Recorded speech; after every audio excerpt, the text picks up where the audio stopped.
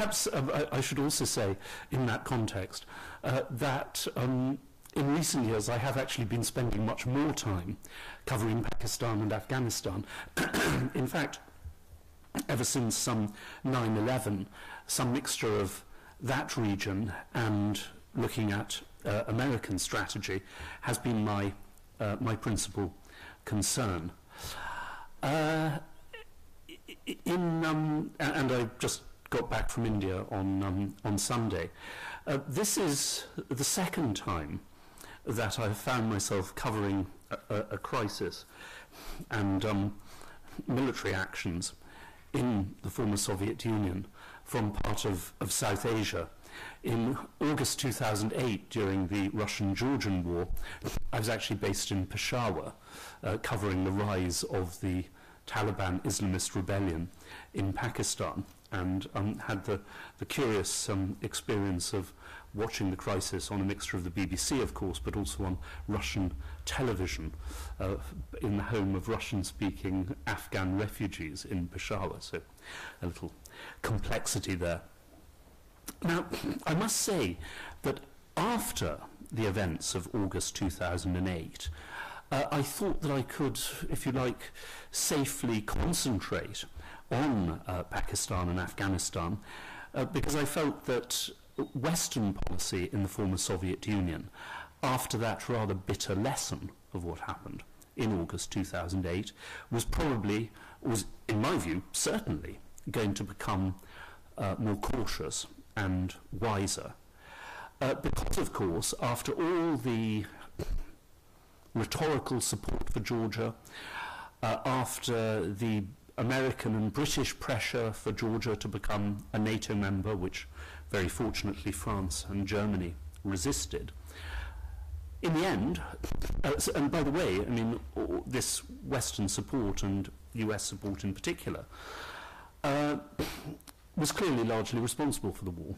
Saakashvili would not have sent his troops into South Ossetia and attacked the Russian forces there had he not believed, however erroneously, that he could count on US help if Russia counterattacked. I mean, if he didn't believe that, then his actions would be simply and literally insane. And of course, given his repeated invitations to Washington, the visit of George Bush to Georgia, and so on, you could say that he had some reason for believing this, and some reason, even if he was formally warned that America would not fight for him. After all this rhetoric, after all this emotional support from the US Congress, it was perhaps not surprising that a man as emotional and as nationalist as Saakashvili did get carried away and convinced himself that America would fight for him in a crisis. Well, as we all know, America did not fight for him in a crisis, nor of course did the Europeans, and Georgia was defeated. Not nearly as crushingly defeated as it might have been, remember. It would have been militarily entirely possible for Russia to march into Tbilisi in columns of 4 in August 2008 and depose Saakashvili. They didn't, because Moscow saw no interest in that. After driving the Georgians out of South Ossetia and declaring the independence of South Ossetia and Abkhazia, Russia had no interest in going further. Now, in August 2008, a key role in America's failure to respond was played by the US uniformed military. As many of you may know, there was a suggestion from Vice President Dick Cheney actually to send American troops to Georgia, not perhaps into action directly with Russian forces, but to send a very strong message to Georgia. And of course, once you have troops on the ground, well, things can get out of hand. That was vetoed flat by the Pentagon, by the then Secretary of State, Secretary of Defense Gates, but with the full support of Admiral Mullen and the uniformed military, who essentially have followed two lines. The first, that a war with Russia on the ground is in any case simply inconceivable. But secondly, that it was particularly inconceivable then, with America still heavily involved in Iraq and facing a deteriorating situation in Afghanistan. And in the wider scheme of things, an armed confrontation with Russia, of course, completely confuses and undermines what is the desire of all four American armed services now, which is to try to avoid conflicts and commitments elsewhere, or new commitments elsewhere, in order to concentrate against China. I'm so sorry, I mean the pivot to Asia. Concentrate against China. And of course, so what you have in the United States Armed Forces is a situation where the Army and the Marines don't want more conflicts because they are exhausted by their efforts in Afghanistan and Pakistan. And as Mr. Gates himself said, any US president who advocates a new ground war in Asia should have his head examined. The Navy and the Air Force, all their spending plans, all their configurations for the future are to do with China and, of course, defending the Persian Gulf if necessary. But interestingly, the other thing that happened in 2008 was that two admirals in succession, Admiral Fallon and Admiral Mullen, in effect were instrumental in blocking plans by the US administration, the then Bush administration, for an attack on Iran to disable Iran's nuclear program. Once again, because of the firm belief that America simply could not afford more risks and more entanglements of this kind, given its commitments elsewhere. And the de facto support of the US military has been, I think, very important in allowing Obama to go as far as he has in what at least appeared to be a strategy of drawing down US commitments and avoiding new commitments, precisely, as I say, to recover from the conflicts that America was in and to concentrate on a rising peer competitor in China. Remembering that a great power, which is at the same time an economic competitor on the same level and possibly even going ahead of America in the year quite soon, is something that the United States has not faced for 130 years, since the 1880s. I mean, this is something seriously new.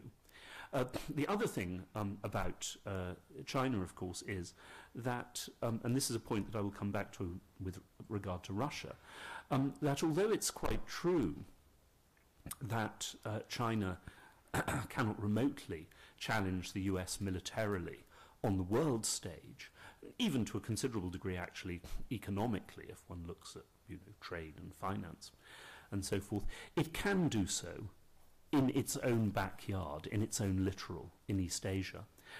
And of course, it has been a central part of American strategic doctrine for the better part of a century now, that no hostile or potentially hostile great power should be able to dominate either the Atlantic or the Pacific littoral facing the United States, and thereby exclude the United States from Eurasia.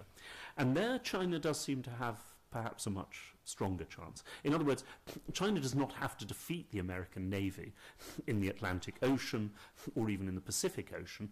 It only has to do so in its own waters. And that is a very serious threat, and one which is taken very seriously by the US uniform military. And so, the Obama administration did not, of course, formally abandon, but shelved, permanent, as far as one could see, permanently, the whole idea of taking Georgia and Ukraine into NATO. Has, as we all know, done its best to avoid getting into conflicts elsewhere, or has pushed other countries forward to take the lead in Libya. Certainly did not want to get militarily involved in Syria, and in the end, jumped at the opportunity given by Russia to avoid that, and so forth, and ultimately is now trying to move towards a resolution of the Iranian nuclear issue, through negotiation with Iran, and is, of course, withdrawing from Afghanistan, and so on. You know, since I reckon that the European Union, with all its internal problems and its general lack of any strategy and, well, of course, lack of money in recent years, given, you know, problems in Spain, in Greece and elsewhere, did not seem to be in an ambitious mood, I thought that I could sort of safely ignore the former Soviet Union and concentrate on Pakistan, Afghanistan, and so on. Well, how wrong I was. I came back from Afghanistan last November to find that we Europeans, we don't even need the Americans to get ourselves into messes anymore. We can do it on our own. Quite amazing, I have to say. And what I think this does illustrate is that the European Union is not, cannot be, and will never be a strategic force in the world. You know, it cannot formulate a strategy by its very nature. Because, as far as I can see, I mean, what happened with... let us face one thing absolutely clearly. There is no intention of ever bringing Ukraine into the European Union. That was never a serious plan. That was never discussed. If that had been put seriously to Western parliaments and electorates prior to last summer, it would have been rejected out of hand. I mean, look, in 2 generations, who knows? One should never say never. But it was not part of any plan by the European Union, in part because of a clear recognition in private that Romania and Bulgaria had been brought in far too early, and as a result, the European Union had lost its ability to influence internal reform, to shape anti-corruption in these countries, because once they're in, one's ability to change things diminishes radically. In these circumstances, and given this recognition, the idea of bringing Ukraine into the European Union, madness. Other things, as I'm sure you know, England in particular, I say England advisedly, not Britain, is in an extremely anxious state at the moment over immigration from Eastern Europe. Poland and other countries in the past, but now very much Romania as well. There are more than 3 million Ukrainian citizens working legally in Russia today, completely legally, and can rise to the highest positions. How many Ukrainian citizens are working legally in the European Union today? Perhaps a tenth of that figure? Possibly considerably less. Illegally is a different matter, but then they're working in illegal professions, one in particular. Any thought of bringing, of allowing 3 million Ukrainians to move to, or possibly many more, to move to Western Europe, would involve, in the forthcoming referendum in Britain, Britain leaving the European Union. Now, it may be, and I speak with due modesty as a British citizen, that the European Union might well feel, given Britain's record, that that would be a good exchange. Get rid of Britain and bring in Ukraine. Others might say that perhaps that was not such a good exchange. But the point is that this was never considered.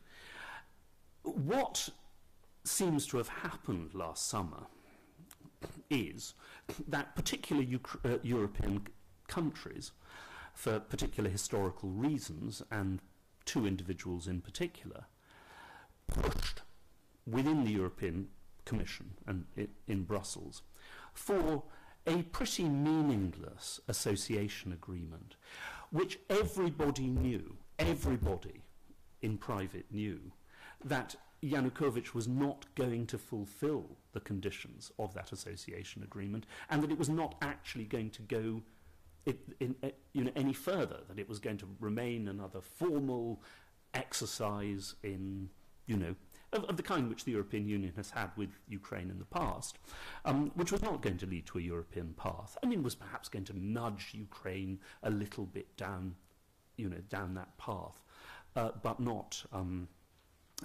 put Ukraine onto anything like, the path to European membership. And the intention of this was not, in fact, to do that. It was a purely strategic move to block the Russian government's hopes of taking Ukraine into the Eurasian Union. So it was an attempt to frustrate a Russian strategy. Now, whether or not that made sense in the abstract strategically is a wider question. But what I think we do need to recognize is that if you are going to engage in that kind of strategy in the former Soviet Union, then you need to be serious about it. You need to think this through. And the idea that one can engage in this while completely refusing to negotiate with Russia on the subject indicates a lack of strategic foresight and thought, which, as I say, I mean, essentially disqualifies the European Union as a strategic actor. Because, as far as I can make out, there was in fact no effort at all to negotiate with Russia or to think through the consequences of any of this. And as I'm sure you know, Romano Prodi has suggested that it might have been possible, actually, to negotiate some form of scaled-down association agreement with the European Union and a scaled-down Ukrainian membership, reducing Ukrainian membership of the Eurasian Union from membership to association. See, in other words, if the two offers could be made compatible. And apparently, I have this from European sources as well as Russian ones, there were no less than 3 suggestions from Lavrov, from the Russian government, to negotiate on this, all of them ignored by the European Union. And so, of course, we initiated, well, we and the Russians initiated last year something which really, you know, is not difficult to understand about Ukraine. And so many people have written this about Ukraine since independence, and I wrote it in a short book which came out in 1999 called Ukraine and Russia, A Fraternal Rivalry, which is that because of Ukrainian history, because of the nature of Ukrainian society, Ukraine is a country which cannot be forced to choose categorically between the West and Russia without tearing itself apart. And that is, of course, precisely what we have seen. And the thing is that this is very evident, both from elections in Ukraine ever since independence, which have seen essentially very small moves in the centre involving a few percent between forces which are not... The thing is that people are now talking about pro-Western or pro-European forces and pro-Russian forces.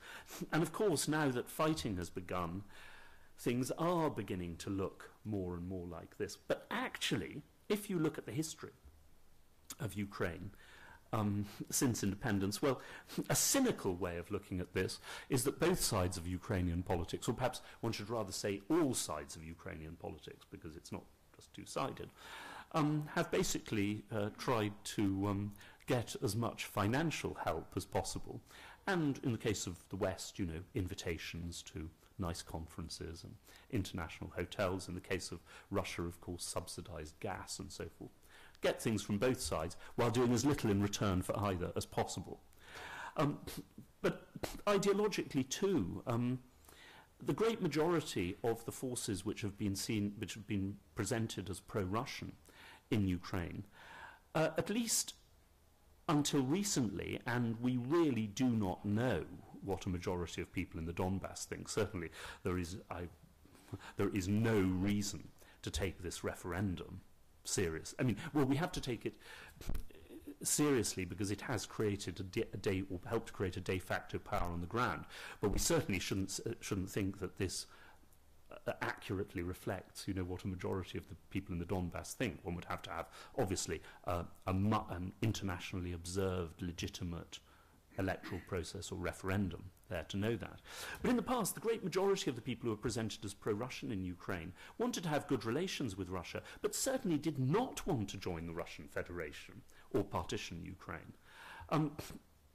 Even in Belarus, that's true of the Belarusian government. They want to have an alliance with Russia, not the same thing at all as joining Russia. But, you know, on our side too, a lot of the people we call pro-Western are not pro-Western. They are Ukrainian nationalists, in some cases Ukrainian fascists.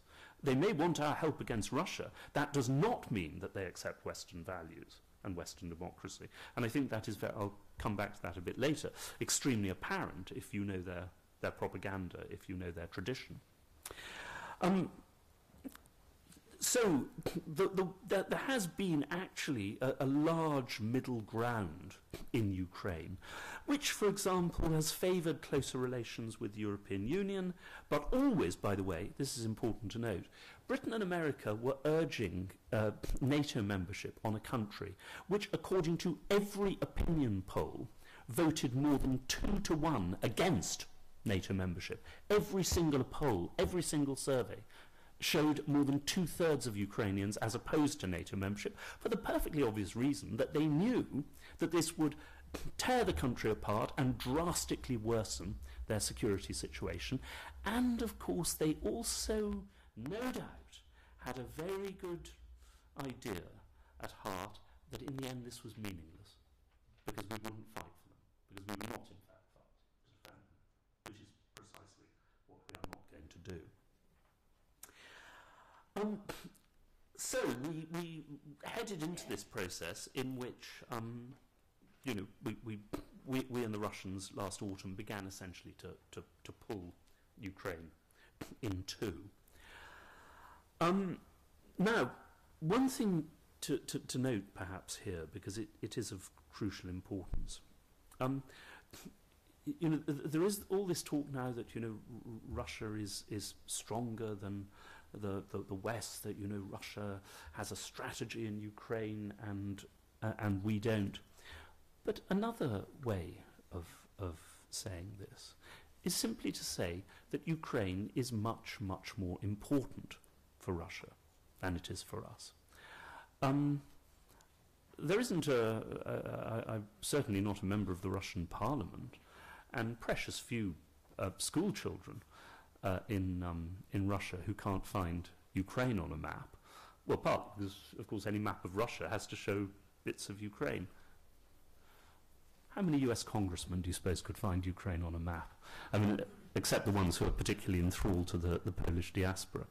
I won't speak for Italian school children, but you see my point. Ukraine for us is peripheral, utterly peripheral. It's a long way away in every way. It isn't for Russia, it's central. And the inability to understand this and to draw consequences, these are not moral consequences, these are practical consequences. If a country is very, very important to you, you will risk things, including in the last resort war, for a vital interest. You will risk things, you will make sacrifices, which you will not make for something which is peripheral. And part of the problem, you see, I think, is that, and this goes to the heart of the problem of European Union strategy, that the strategy of the European Union has been largely made by the one European country for whom Ukraine is not peripheral, for whom Ukraine, in a certain sense, for historical reasons and emotional reasons, is a bit like Ukraine for Russia. And that country is, of course, Poland. But from time to time, perhaps it might have been necessary or useful to point out to the Poles that they are, after all, only one member of the European Union, and not, you know, the whole Union. And the rest of us have essentially, to a great extent, been dragged along behind this. And so we sort of stumbled into this crisis in Ukraine.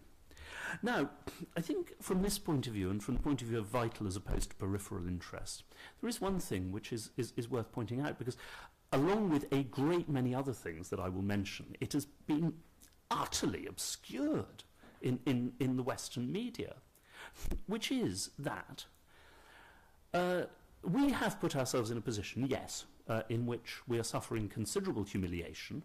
The European Union, as I say, has become a kind of joke in strategic terms. The Americans are looking bad. You know, they've been, on the one hand, massively distracted from China. As I say to my students, especially coming back from Pakistan, which, as some of you may know, is the conspiracy theory capital of the universe. I used to think that Russia was, but the Pakistanis just leave the Russians standing. So if I were a conspiracy theorist, which I'm not, but if I were, I would say that actually, not just in Ukraine, but that by far in the Middle East, certainly, in fact, the greater part of American strategy over the past 12 years has actually been designed by a committee of wise old men meeting in secret in Beijing. The only country that this has favoured is China. And if you look at what's, you know, the present state of US relations with Russia and European relations with Russia, it really is quite remarkable. The two things that the Chinese lack, above all in the world, are serious allies. And incidentally, the lack of serious allies for the Chinese is absolutely demonstrated by the fact that they regard Pakistan as a key ally. Yes, I mean, you know, not the country that you choose if you have, you know, more serious and reliable allies. But the second thing, China's great strategic weakness, and this is something you feel very strongly, of course, if you visit India, is, of course, its dependence on external sources of energy, above all by sea. By, of course, driving the Russians into the arms of the Chinese, we are solving two of their key problems at one go. They can get their gas from Russia if we don't buy it anymore, and of course they have you know, not a world power anymore, but a very serious regional power as an ally, if we continue in this line. And I should say on that score, by the way, that it's a striking thing that, as I say, a considerable force for moderation in Washington these days, quite contrary to, you know, what was true in the past, or, you know, what is still perhaps a left-wing image of the United States. But a real force for moderation in the United States in recent years has been the US uniform military, for the reasons that I've set out. But the problem is that they only seem to be able to kick in when a crisis has already started. They don't seem to be configured in order to stop the US from getting into messes. Don't get me started on the subject of the US Congress, but anyway. So we stumble into this this tug of war with Russia, and now this is very important. Russia suffers a crushing defeat. A crushing defeat. Please keep this in mind. The Russian government, and I will note, I will always try to say the Russian government and not Putin, because one of the mistakes that the media, but governments too, have made is this endless Putin, Putin, Putin, this trivialization, this personalization of Russian policy into one man, leading, of course, in turn to these discussions which would be comical if they did not have a tone of wickedness about them. The discussions of whether Putin is insane, whether Putin has gone mad. Something which, by the way, as a Brit, is so reminiscent of history. Every religious figure in the world who resisted the British Empire in the 19th century, and actually to the middle of the 20th century, was automatically dubbed mad by the British government and media. Because, of course, anyone who resists Britain and Britain's civilizing mission in the world must be mad. The discussion of Putin's insanity has been very much along those lines. The actual truth of the matter is that on these issues, Putin has been leading, but also representing, a consensus of the Russian establishment for reasons which are deeply rooted, not just in Russia's history, culture and so forth, but also in what have been seen from a realist and not just a strategic but an economic perspective to be vital interests of the Russian state. In terms of the Eurasian Union, that the world is dividing itself up, or is being divided up, into great economic blocs. The United States is, after all, trying to do this in order to isolate China with its Pacific Partnership, now its Euro-Atlantic Partnership. And so then Russia is facing the extremely uncomfortable situation of becoming peripheral, both to China and to the Western economies. And therefore believes that to maintain any kind of sphere of economic activity for itself, guaranteed markets, it needs to build up an economic bloc around itself. And of that, Ukraine is by far the most important member, or hopeful member. Now, this is what I mean about a crushing defeat. We could lose Ukraine and it would make no difference to the basic strengths or weaknesses of the West. It would be humiliating, yes, but we've survived worse humiliations. What has been proved in recent months is that the Russian government's hopes for a serious Eurasian Union are dead as a nail, because they've been killed in Ukraine, because it has been demonstrated that you simply cannot bring Ukraine as a whole, or indeed most of Ukraine, into a Russian-dominated Eurasian Union or any other bloc, because very large numbers of Ukrainians will literally fight to the death to prevent that, as the demonstrators in Kiev showed. So Russia has suffered a crushing defeat on a critical point, something which once again has been completely obscured in the Western discussion. Crimea is a very small consolation prize compared to that. As for the Donbass, if I may, a slightly personal note, my great-grandfather owned a large part of what's now Donetsk and sold it in the 1870s to a Welsh mining engineer, Thomas Hughes, because he couldn't stand the place. I'm not asking to have you the Donbass back, you understand, but my point is, the Donbass as a great geopolitical prize? I mean, give me a break. Anyway, so first thing, Russia, as a result of what happens, suffers a very serious defeat. But the problem is, you see, that the way in which this happened, especially the 4 days after the agreement, or less than 4, 3, after the agreement for new elections, and so forth and so on at the end of February.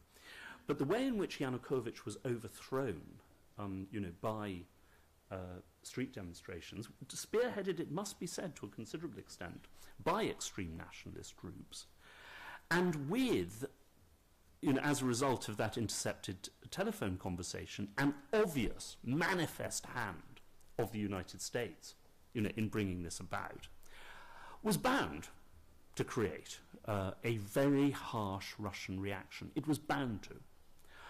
And, of course, the overthrow in this way of an elected government also, by definition, legitimizes extra, whatever you want to call it, extra-democratic street action elsewhere. And there is nothing surprising about this. Every revolution of this kind that I know of has led to attempts at counter-revolution elsewhere, from the French Revolution on. It's bound to, because why the hell, look, be sensible.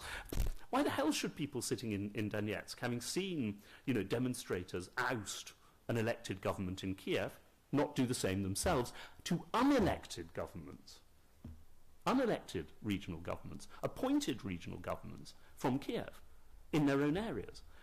This is, simply a green light. And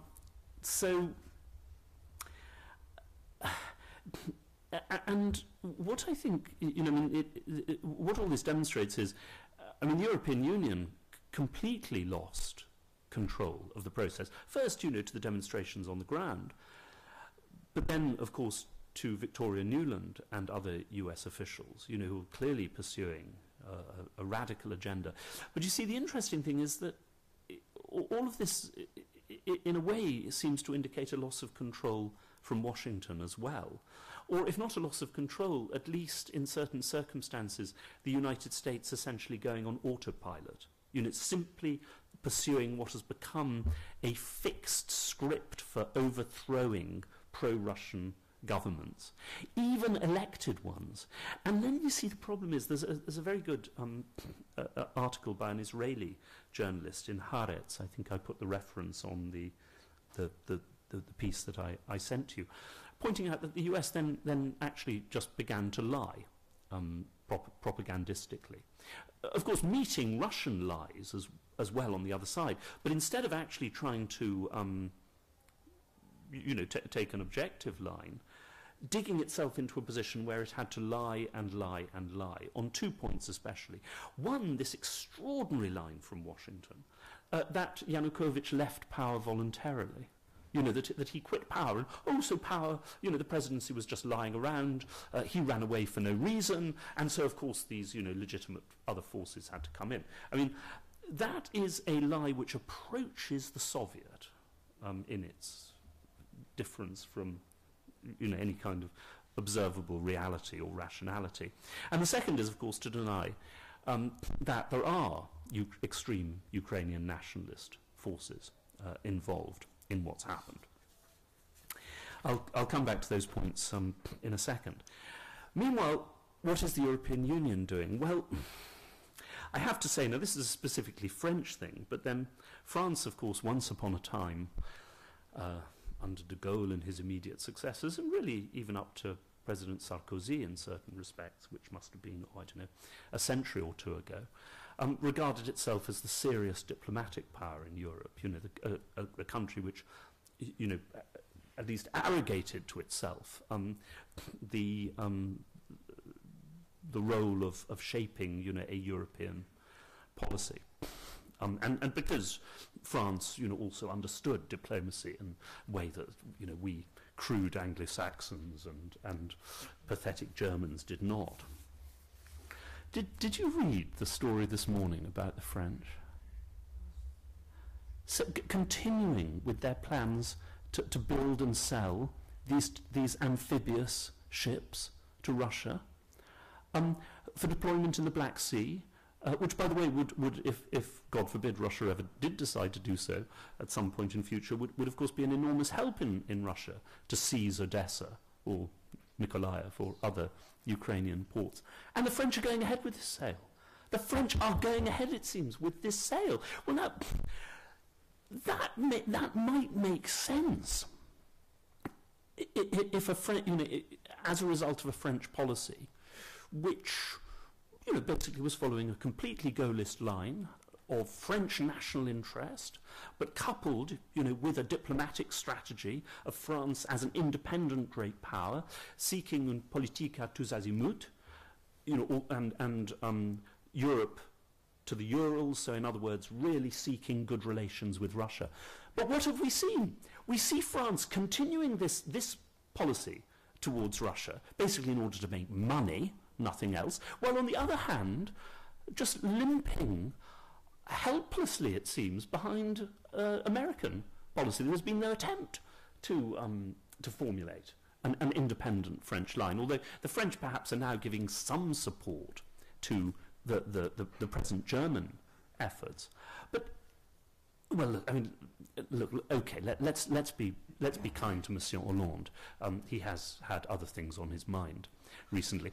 It's also, I always feel that there's, you know, the media, and I speak as a former journalist, are also heavily to blame for this. Because in the past, when French presidents went to visit their mistresses, of course, well, originally they went in carriages and then they went in limousines, and so they could read their state papers as they go along. Much more difficult, of course, to read state papers on the back of a scooter, and of course, wearing a helmet. You can imagine, you know, secret French documents flying in all directions along the road. So, all right, one understands the difficulties of French policy, but all the same, this is a little bit odd. Now, as you will understand from what I've said so far, I am certainly not advocating that France, well, I mean, I think, I mean, even if they plan to go on with this sale eventually, I mean, they might perhaps have discovered, I don't know, a problem with electricity in the shipyards concerned, or at least something to send some kind of signal. But I'm certainly not advocating at this stage taking sanctions against Russia further. Well, first of all, there's no point in taking sanctions against Russia further than have been done at present, because it's quite clear they won't have any result. You know, the Russian policy is now, to a great extent, fixed. And what one must always keep in mind when it comes to this idea of ratcheting up pressure on Russia is, where in the end do you stop? Well, we know where we stop. We stop because we won't fight. Now, we think, and I think with good reason, that Russia won't fight either, or would only fight in the very last resort. But you do understand, here we are betting a doubt against a certainty. And that is not a good idea, either in gambling or in strategy. So,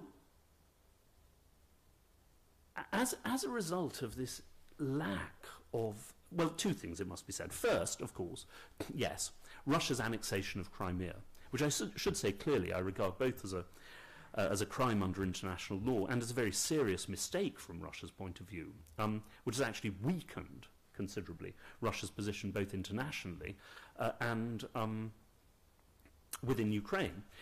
Because, for example, in these, as has been widely pointed out, in Ukrainian presidential elections, when or if they ever happen, Russia has taken a couple of million pro-Russian voters out of the Ukrainian elections, which was stupid. It was also unnecessary because, as the Russians demonstrated, they could have taken effective control of Crimea without annexing the place. But anyway, and of course the furore that this caused delayed serious negotiations essentially about the rest of Ukraine. But it has also been the fact that we have only, or the Germans, I shouldn't say we, come round to a recognition of the obvious when it comes to a settlement in Ukraine, more than 2 months after this was in fact obvious, I would say, to any intelligent and informed observer. And that is that if there is to be a political settlement in Ukraine, it has to be along federal lines. The only way out of this now is a federal Ukraine. If we had proposed this, or if the Germans, or if somebody sensible had proposed this in March, then we could have perhaps headed off the actions on the ground in eastern Ukraine. But of course, by insisting on early presidential elections, and by the way, in circumstances where, given the situation in Kiev, given the Maidan, given the ascendancy of radical nationalist forces elsewhere, there are good reasons, to wonder whether these elections could be fully free and fair. This was an invitation to Russia and to pro-Russian forces in eastern Ukraine to establish facts on the ground, because talking to Western diplomats, the line that you were hearing in March and April and essentially until a week ago was, we can't negotiate under pressure. Yes, of course, one could talk perhaps about a federal constitution in future, but we can't do this as long as, Russia is threatening. And in any case, this is a matter for the Ukrainians themselves. Essentially, it's a matter for the Ukrainian government. Well, this was just not serious, I'm afraid. This was not a serious approach to the realities in Ukraine. And above all, this is not how the West has approached divided societies which have experienced revolutions and which are undergoing a threat of ethnic conflict. That is not how we've approached it elsewhere. The standard approach is that, of course, you have to have a comprehensive agreement before you can have elections. And there was no way in the end that Russia was going to accept a rubber-stamped new Ukrainian order with no guarantees for its position and for the position of Russian speakers and ethnic Russians in Ukraine. So we lost more than 2 months. And now, well, if you look at the Western position and the position of the Western media, there is still this insistence that there have to be presidential elections in less than 2 weeks from now. I fear that, by making these statements, we are digging ourselves further and further and further into elections. With every statement of this kind, it makes it more difficult to postpone the elections. But I regard this as a really serious mistake, because if we, in return for Russia not, of course, recognizing the referendum and the new authorities in the Donbass, in return essentially for a standstill agreement there, in return for Russia's participation in talks on the constitution for Ukraine as a whole, well, except for Crimea, which is lost, let's face it. And sanctions against Russia over Crimea must remain, but this is like Northern Cyprus. We're not going to get Crimea back. I think that if there is to be a settlement, the elections have to be postponed, and there have to be the presidential elections and Ukrainian parliamentary elections have to take place under a new constitution simultaneously with regional elections. And all of them have to be under international supervision. Now, my hope is that if we can get an agreement on that, and I think it's a reasonable hope, that gives Russia enough. And incidentally, many of the opposition to this in the West is that this will give Russia a veto over Ukraine's Western path. No, it won't.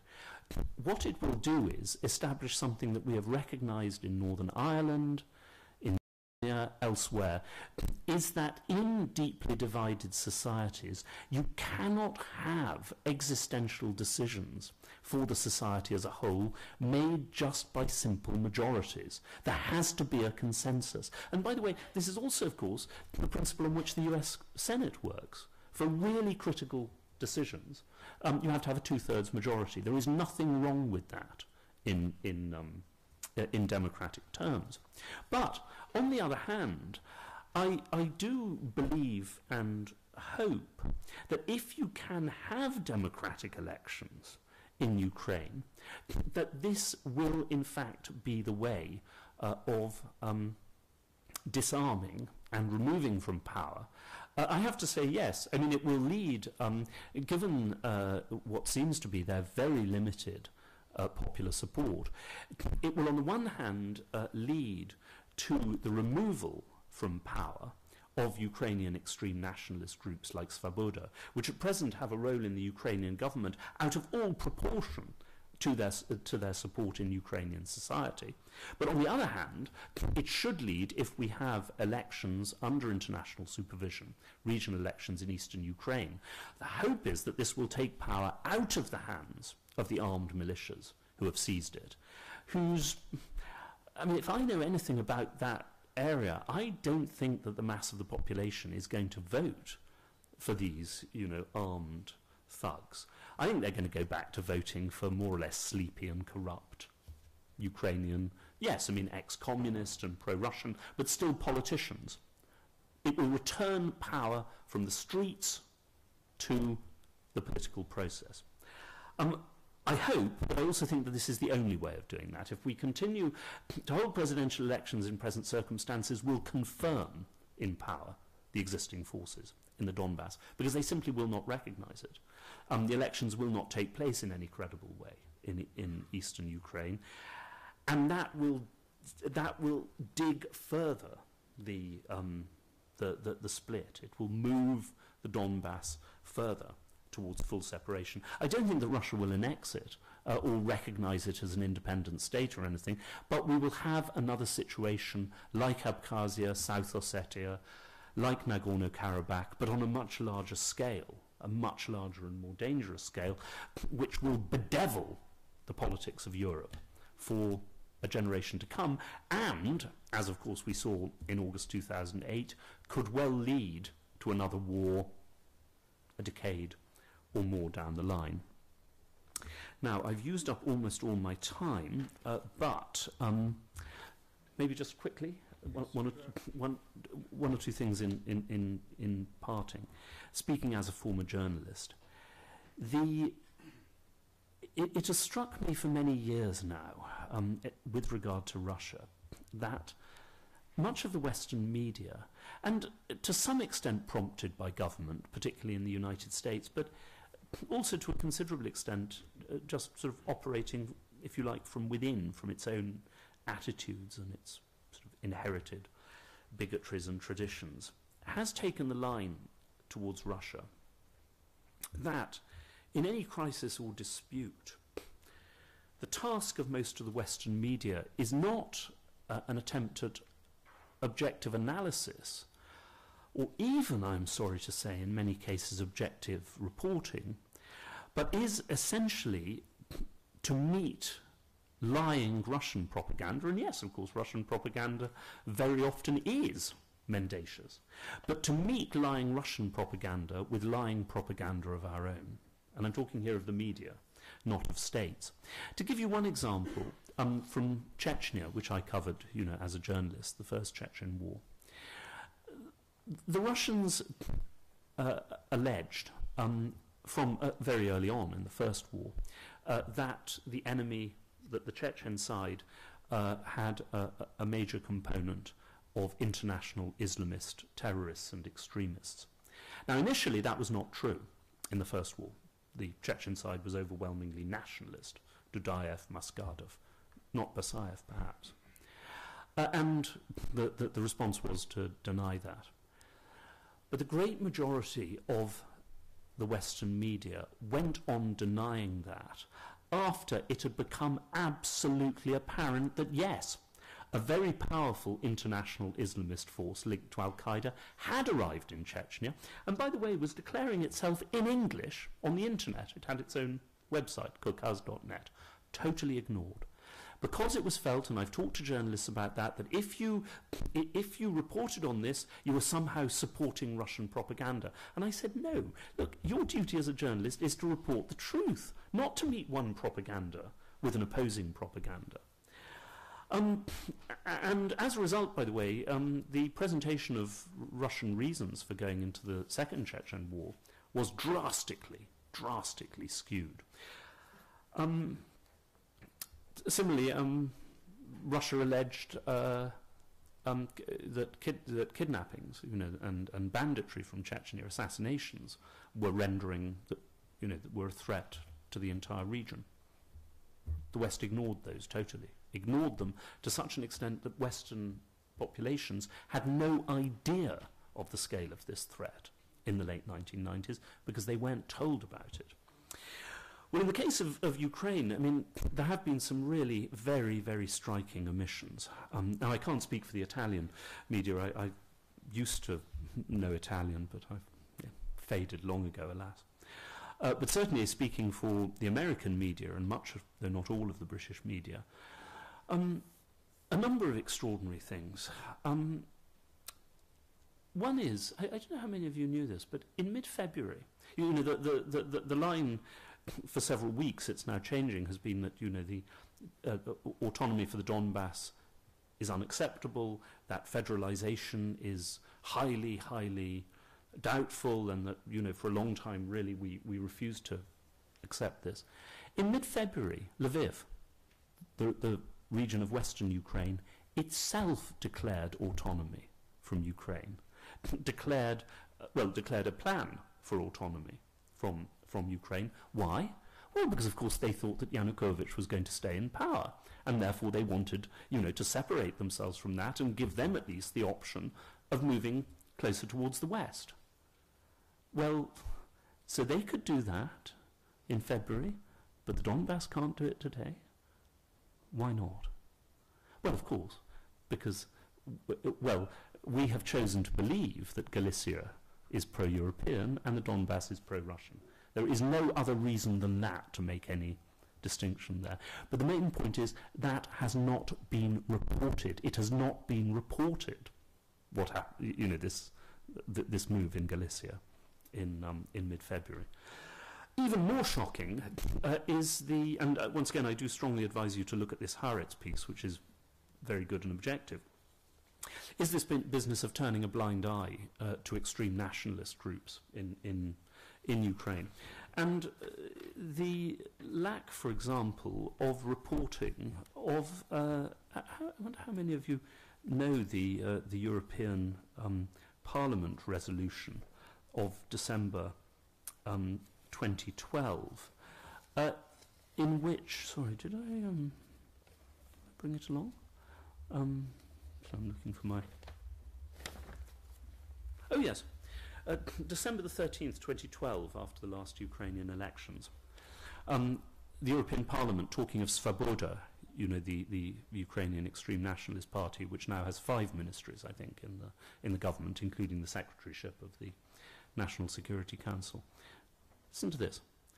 Members of the European Parliament voiced concerns about the rising nationalistic sentiment in Ukraine, which led to the election of the Svoboda party to the Parliament of Ukraine. The European Parliament recalls that racist, anti-Semitic and xenophobic views go against the European Union's fundamental values and principles, and it appeals to pro-democratic parties in the Ukrainian Parliament not to associate with, endorse, or form coalitions with this party. You can find that on European Union website.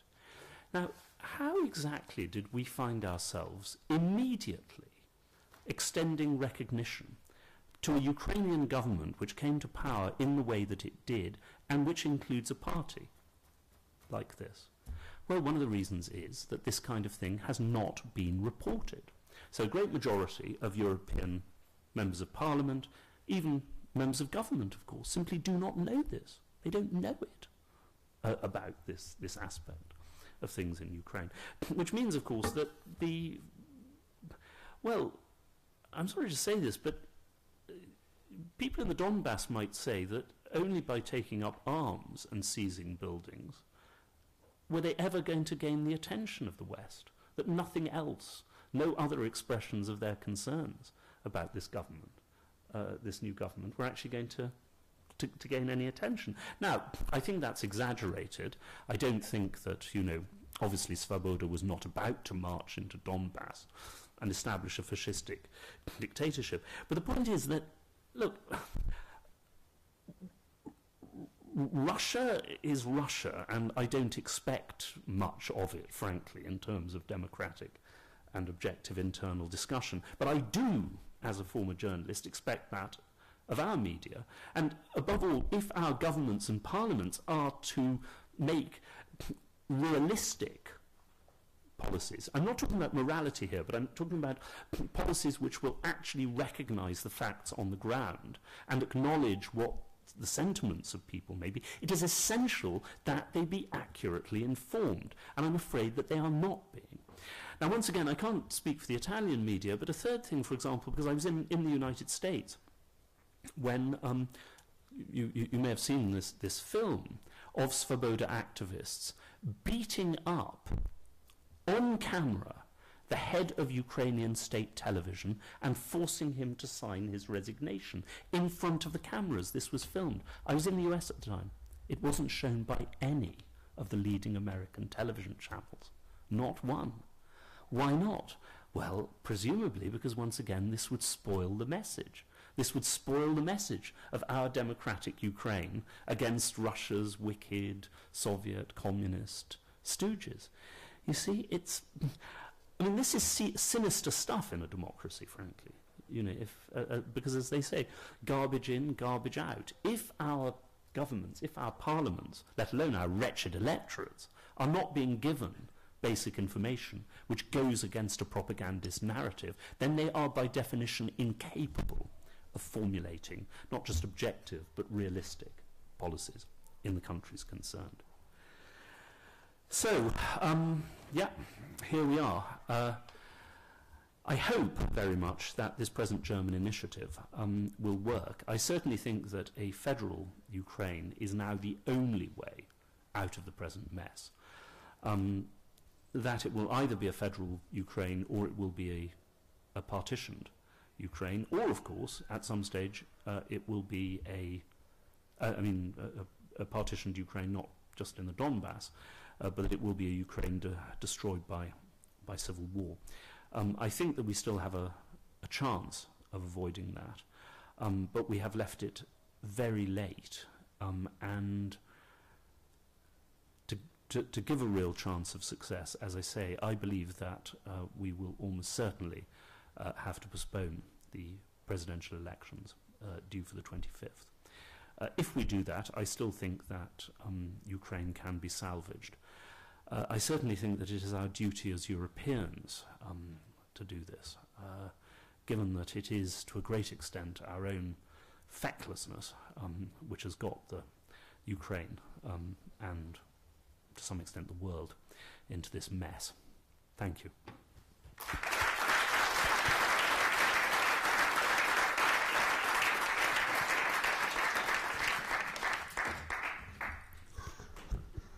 Thank you, Anatol, for your really insightful lecture. Really interesting. Now move to the questions and answers session. Who wants to start with the first question? Here, Ravan.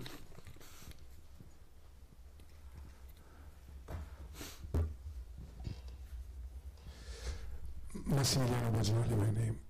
I didn't understand probably very well why do you think Victoria Nuland act the way she acted? Thank you. I would say that, you know, I mentioned the word autopilot. I lived for 7 years in Washington, and there is a remarkable degree to which United States policy runs on, if you like, tram lines in certain respects. That is especially true if there is essentially a bipartisan consensus on certain things, as I'm afraid in Washington there is basically a bipartisan consensus on hostility to Russia and support for anti-Russian and quote-unquote, you know, democratic movements. And if there is no pressure from the uniform military to stop a given process, as I mentioned, there has been on certain cases, but that tends to be, you see, that tends to be by nature, and of course quite legitimately, areas where there is a real question of military action. So, you know, I talked about Georgia in August 2008, an attack on Iran. The American, you know, General Dempsey and others have gone out to tell Israel very strongly, you know, also not to attack Iran, you know, in the hope of dragging America in. But absent any of those things, you have a whole set of institutions. You have the Congress, which can be relied on, you know, to support this. You have a great many people, not all by any means, but a great many people within the State Department, particularly people like Nuland, who are bipartisan. You know, her husband is a leading neoconservative, but she herself was a Clinton, I mean a Hillary Clinton choice. And then, you know, so these things, you know, you can have a policy which essentially develops a juggernaut-like impetus. And if the president himself does not intervene, and it probably have to be the president himself to rein this in, then people will simply work, it seems, by a kind of script, by a playbook. You know, though, to be fair, I mean, the other thing is, one should always recognise that people were also being dragged along by the progress of events, you know, on the ground, you know, the demonstrations. But certainly, I mean, the way in which the US, at the very least, appears to have gone along with the destruction of an agreement that the European Union and the US itself had endorsed and Russia had accepted. Well, let me put it this way. You see, the other problem in the United States is that there is an astonishing, I mean, it's true, I suppose, everywhere, but perhaps especially in America, a quite astonishing inability to recognize any comparison to think of any comparison between what other countries do and what the United States would do in a particular case. Well, I think we all know very well what the United States would do in a similar case. If it saw, an allied government being overthrown by street protests led by people who could very well be presented as extremists, the United States would never recognize such a government, never, not in 100 years, and would indeed do everything possible to subvert and overthrow it. But that is simply, you see, that kind of thing receives no recognition. But I shouldn't really say this about the United States. It was a French diplomat in 1992, prior to the role of France in Rwanda, about which so much has been written, and other places as well. It was a French diplomat, apropos of Russia, who informed me that spheres of influence are simply morally unacceptable at the end of the 20th century. It was a British diplomat based in Kiev, so one must make certain excuses, but who told me, or said to me in the 1990s, he asked rhetorically the question, apropos of Sevastopol, of course, when is Russia going to get over this ridiculous obsession with meaningless overseas naval bases? That sounds even better if a British diplomat would say it in Spanish, of course.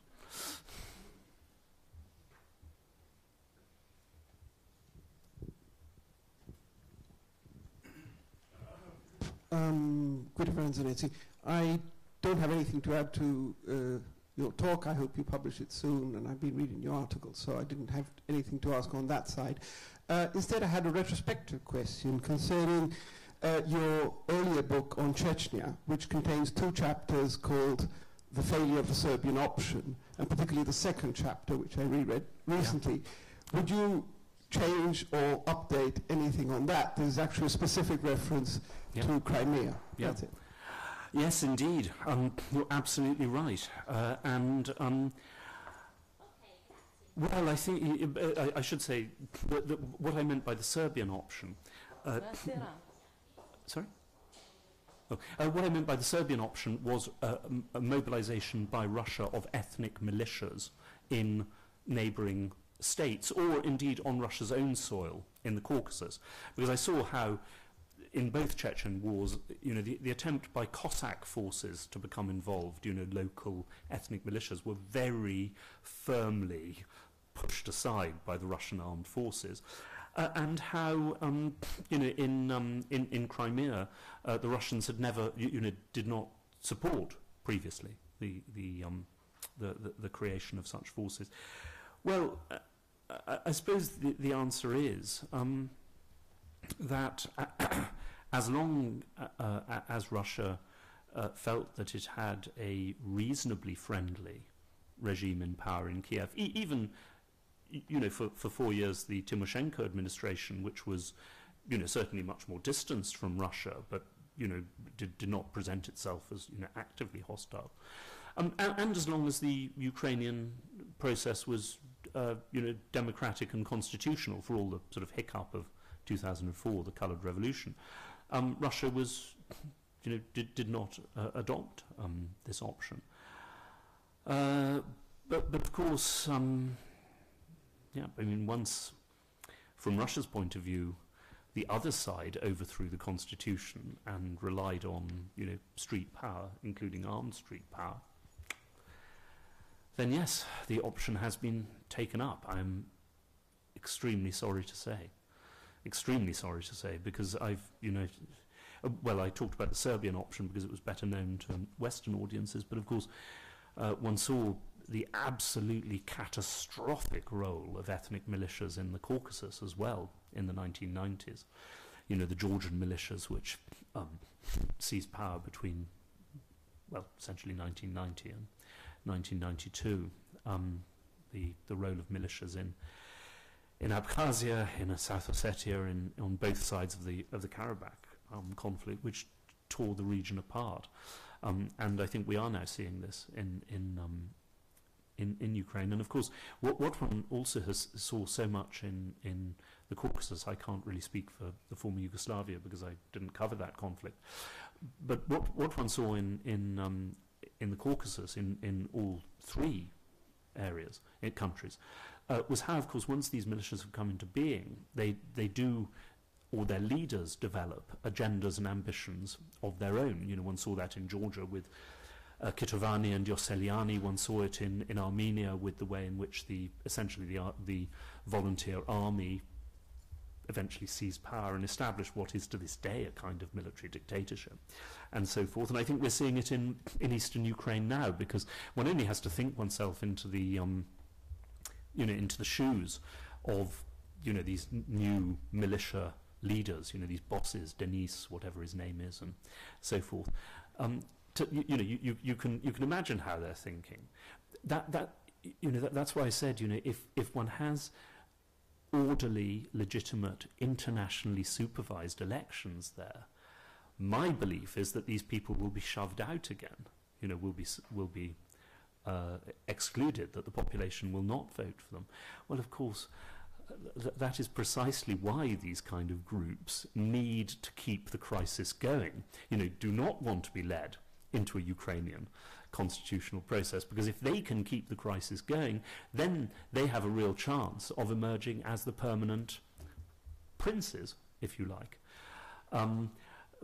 With to a great extent Russia dependent on them as much as they are dependent on Russia, with at the same time, of course, all the wonderful opportunities which come, the economic opportunities, from being an unrecognized state, from not being, part of Ukraine, but also not being legally part of Russia. All the wonderful opportunities for smuggling and money laundering, that Transnistria has demonstrated so greatly. So that is why, I am so passionately in favor of the creation of a Ukrainian, an agreed Ukrainian constitutional process, which will give us a chance of getting rid of these creatures again. And also, of course, will deprive Russia of the opportunity and the motives to try to get, movements like this going elsewhere, because, we have seen, of course, in Odessa particularly, that there could there could be real opportunities there too.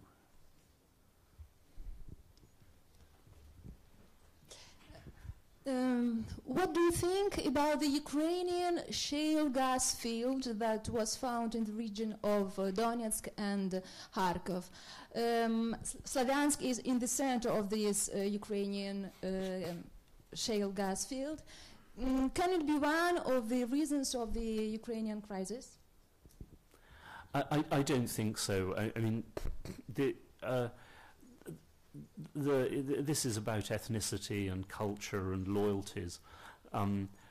If the shale gas field had been discovered in Chernigov, it would have made no difference. I mean, it would have made no difference, because you can't actually get a movement like this going in Chernigov. I don't think that this is what Russia's calculations are about. There's always the temptation to talk about energy. In the case of Chechnya, some people said that, this was all about oil. They hadn't noticed that the oil had basically run out in Chechnya a generation before. No, I don't think so.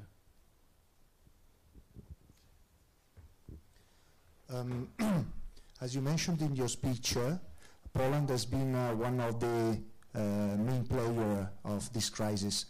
I would like to go better in details about the role Poland played, because I think that most of the reason of this crisis rooted back in the last century, and I cannot understand how the anti-Russian attitude of Poland could be mixed with what is emerging as the real nationalism, who is leading the square. Because you know that most of the young people in Maidan Square were wearing pins with Stefan Bandera, and this is a name that is very popular in Kiev, and that is very unknown in the Western observers. So what do you think about this? Well, first of all, I should say, as far as I'm aware, it wasn't that most of the people in the Maidan were wearing these Bandera badges. I think the Maidan was clearly a mixture of two things. I mean, one, people who genuinely did want to move towards the West, you know, who identify reform with the European Union. As I've written in several pieces, were opposed to membership of the Eurasian Union, not so much because they were anti-Russian as because they saw the Eurasian Union as fixing forever in Ukraine the deeply corrupt, oligarchical and backward system, you know, which had dominated Ukraine since independence and which, after all, has been responsible for, amongst other things, such a steep economic decline of Ukraine. But you're quite right. I mean, at the same time, I mean, people wearing those badges did also play a very prominent role, especially, of course, among the more violent demonstrators. I mean, my own sense is that, look, one has to understand Polish fears, you know, and given Polish history.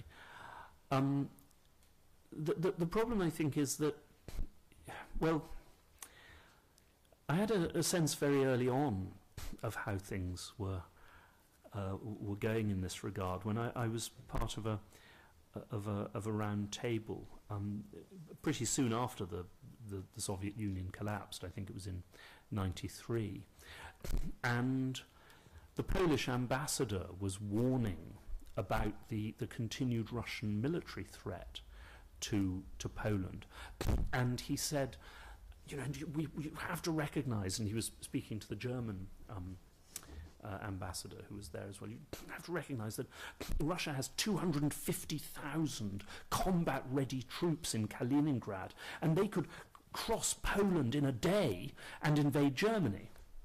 Now, I'd actually been I was based in the Baltic at that time, I'd been in Kaliningrad, and I said, but, you know, I'm sorry, but, well, I waited to see if anyone else would say something.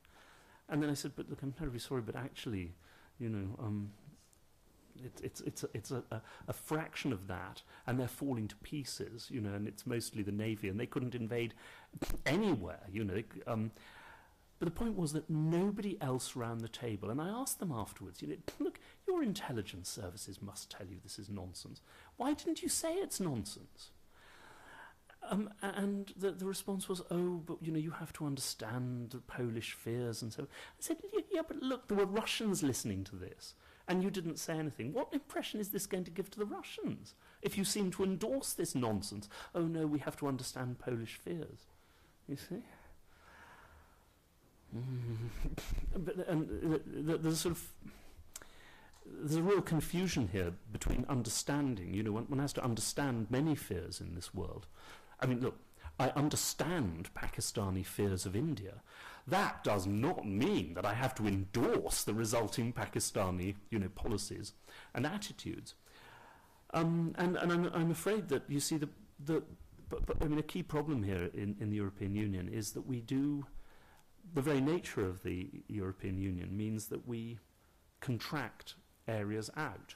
Now, in Pakistan, for example, Britain is generally regarded as the lead European country. It's the country to which all the other European countries come, basically for advice, you know, for information, and to an extent, only informally, of course, shape their own policies accordingly.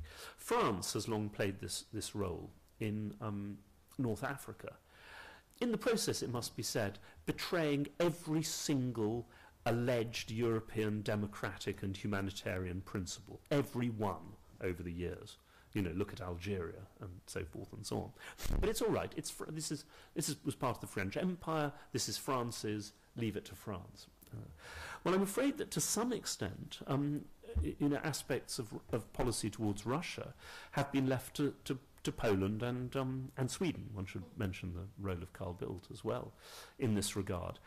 And not that this was ever consciously done, but one has the impression that the Germans in particular woke up from a deep sleep at some stage.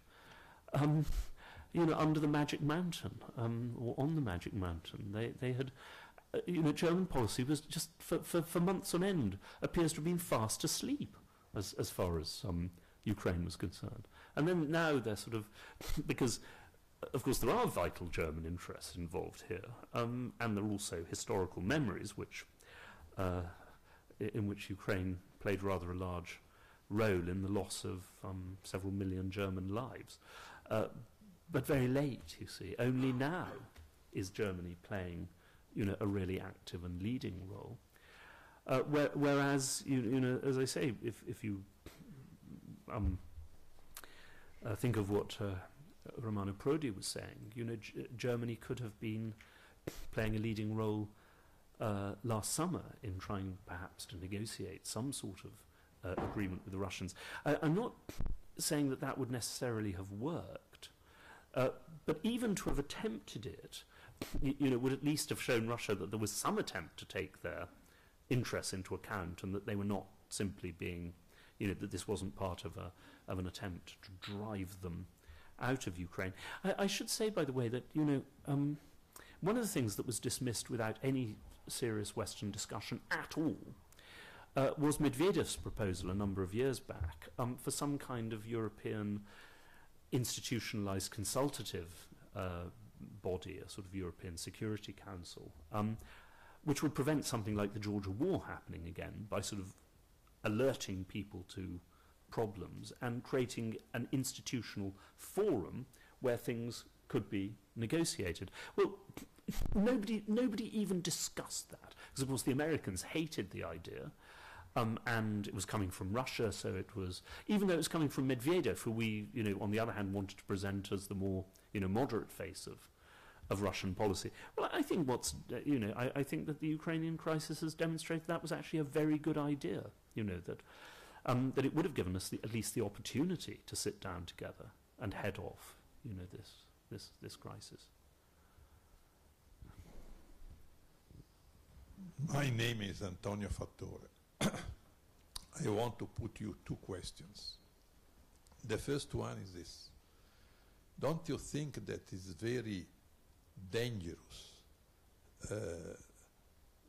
this sort of apathy, indifference in the public opinions of the West? The idea that there can be no war. But we unfortunately know that the war happens for reasonable reasons and irrational reasons. It's good to remember that it is 1 century ago was the beginning of the First World War. Yeah. The second question is this one. It's evident a conflict in Ukraine could be give enormous damage to Europe, less to the United States.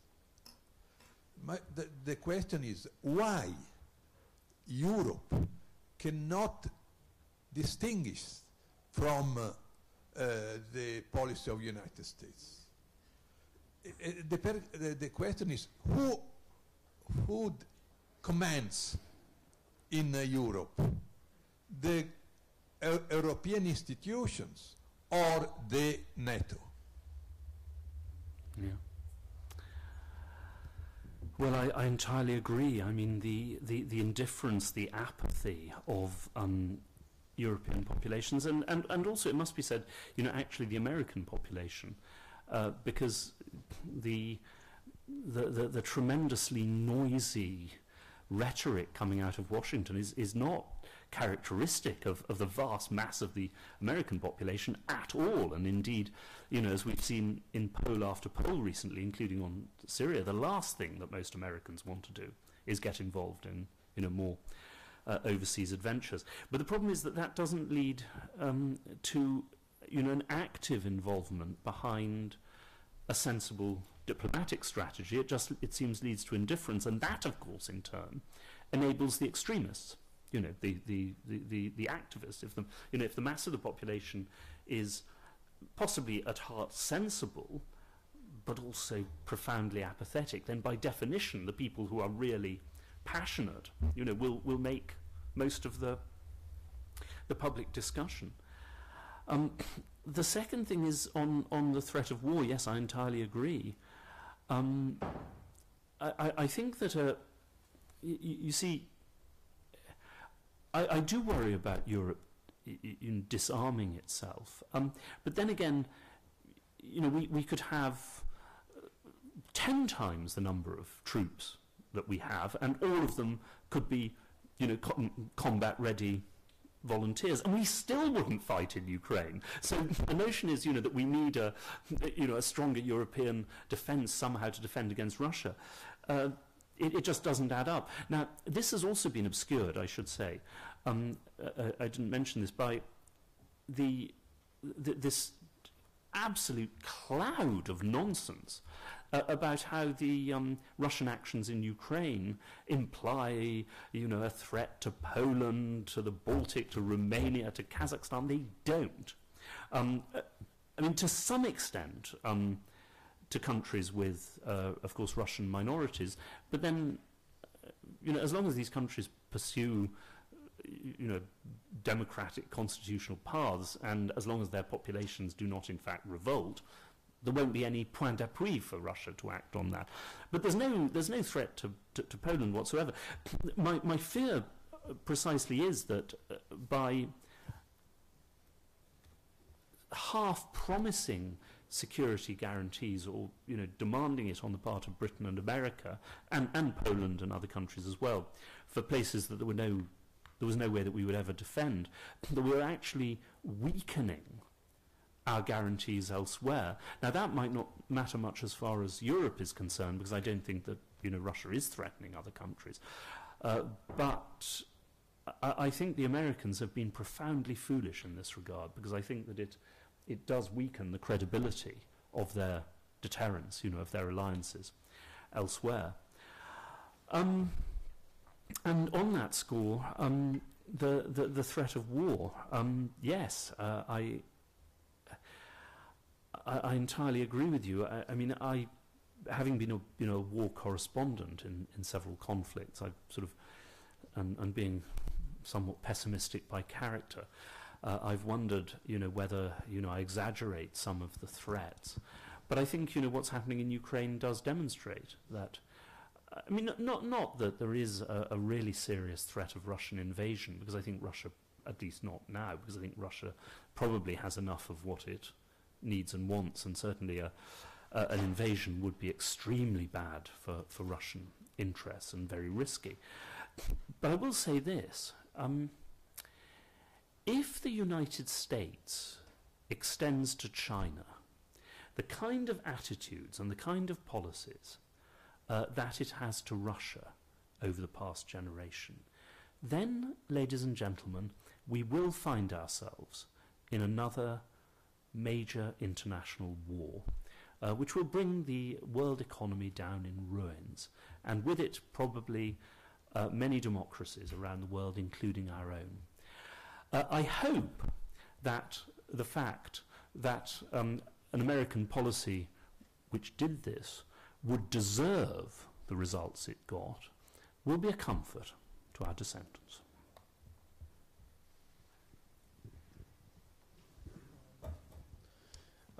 I would like to say, what do you think about the new European election under the light of the Ukrainian crisis?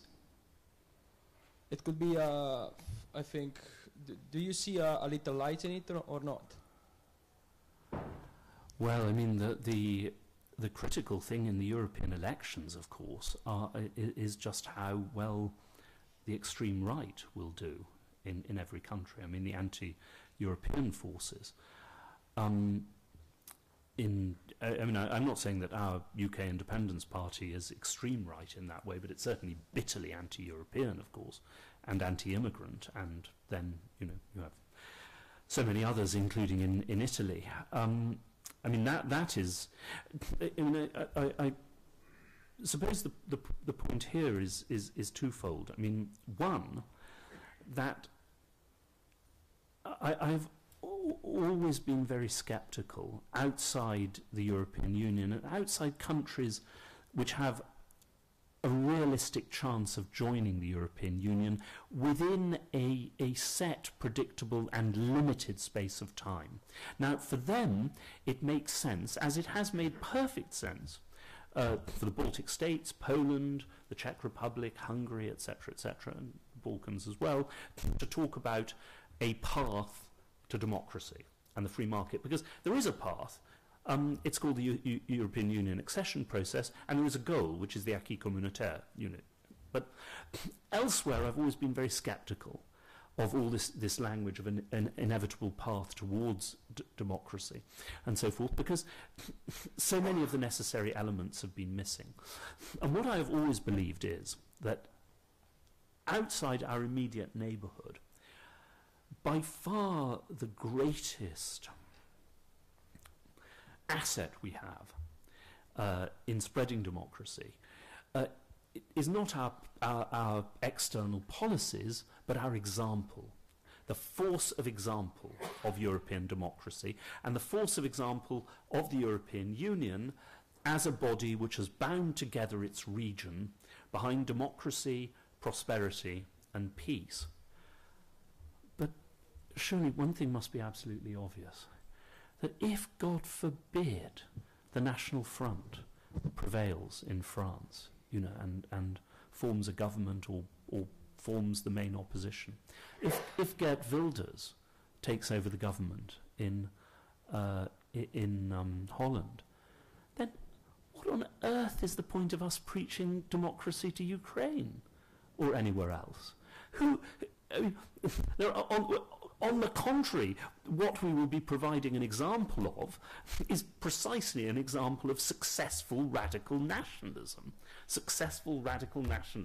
authoritarian nationalism. What's the point of Britain advocating the expansion of the European Union if the UK Independence Party takes Britain out of the European Union? So, I've always believed that our first duty, not just for our own sakes, but from the point of view of our example in the world, must be, to maintain, to strengthen, to cultivate the strength of our own democratic and economic systems. Because without that, everything else becomes, we risk sending a negative example to the rest of the world. But the only other thing perhaps I might add is that I can't really speak for the others, but certainly with the UK Independence Party, in Britain, one does see one thing contributing to that is a very strong mood against further outside commitments. So they oppose the war involvement in the war in Syria. They oppose involvement in a crisis in Ukraine, because the kind of constituency that they're playing to says, no, we've got too many problems at home, let's concentrate on these, which you could call a parochial view, or of course you could call it a very sensible view, given that actually we do have a lot of problems at home.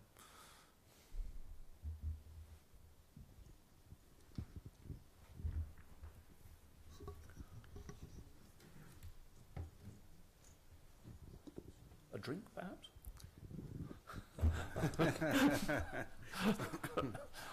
Good evening. I was wondering, do you think there is still a chance of postponing these elections? And the second thing is that is about how do you think we should start in negotiating a federal reform? I mean, in this moment, it's true that in general it's better to have a reform before elections, but in this case we have extremists of Svoboda in parliament, and on the other side we have representatives in the western side, in the eastern side, that are not even considered by the interim government in Kiev.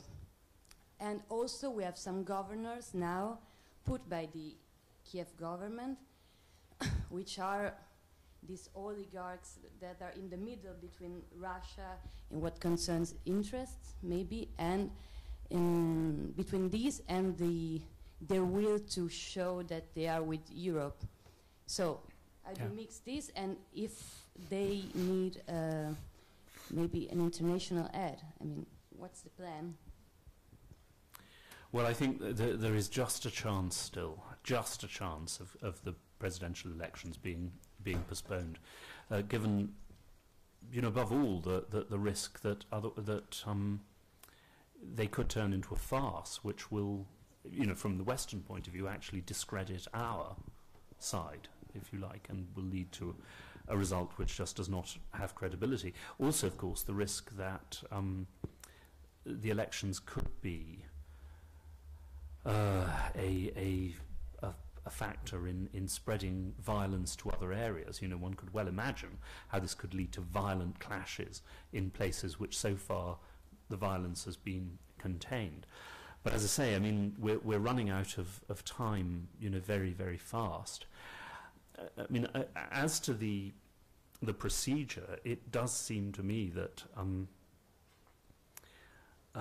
one needs first to get a private agreement with Russia on the parameters of this,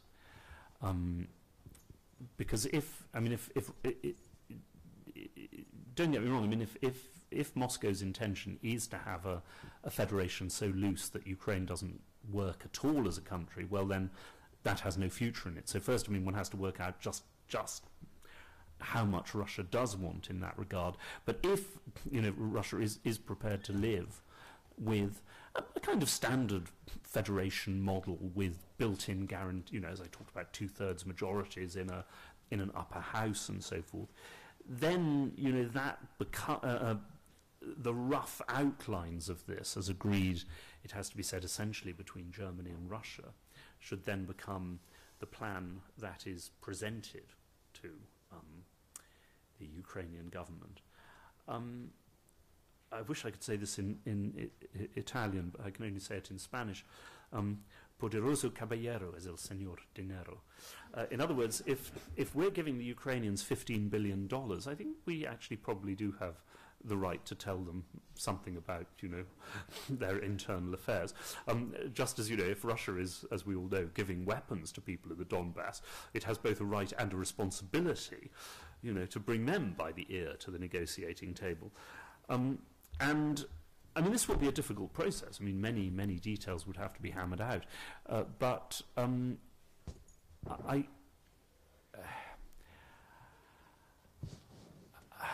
well, I don't know.